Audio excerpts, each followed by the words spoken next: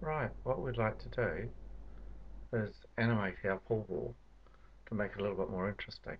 So quite simply, we go to the library, we grab one of the balls that I've got and we drag it onto the stage.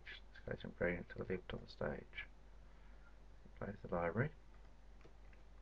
What I'm going to do is now go to frame 40. I'm going to insert a frame, and this has the effect of creating frames right across here. The next thing I'm going to do at frame 40, I'm going to create a keyframe.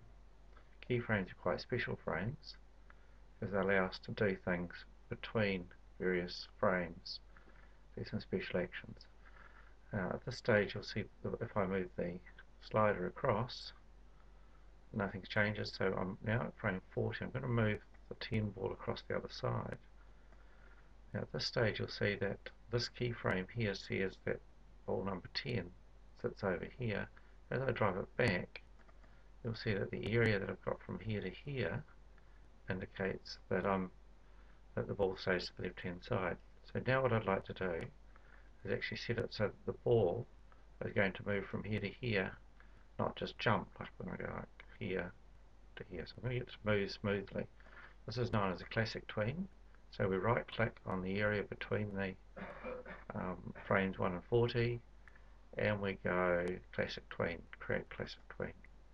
You'll see the ball immediately jumps to the center, and what happens if I scrub it across here, the ball now moves. It's not particularly realistic at the moment, so we can improve that. On the side over here, you'll see I've got a rotation choice.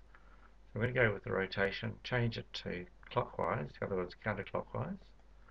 You'll see it's flipped upside down because what's actually happening is that the ball is rotating from left to right. The number over here indicates how many rotations you want. Now, what we'd like to do is make it look like it's bouncing. In order to do that, we've got to insert further keyframes. So I'm going to insert a keyframe at frame 10, not a frame, but a keyframe. At 20, insert keyframe. At 30, insert keyframe. Then what I'm going to do is I'm going to move the ball back to frame 10. I'm going to grab the ball, I'm going to drop it to the bottom of the screen. Like that. Then I'm going to move over to frame 20, grab the ball, move it across to the right of the screen. Frame 30, going to move it to the top of the screen. And finally frame 40, going to move it back to the start. Now, if you now scrub it across, you'll see that the ball is now moving. In fact, I'm doing it in reverse, but that's alright. But it does sort of a weird sort of movement. The reason it's doing weird movement is because between frames 1 and 10, we've got a rotation of counterclockwise. Between 10 and 20, we've got no rotation, so we're going to counterclockwise that. Between 20 and 30, again it's got none, so we're going to change that to counterclockwise. And between 30 and 40, we're going to go counterclockwise as well.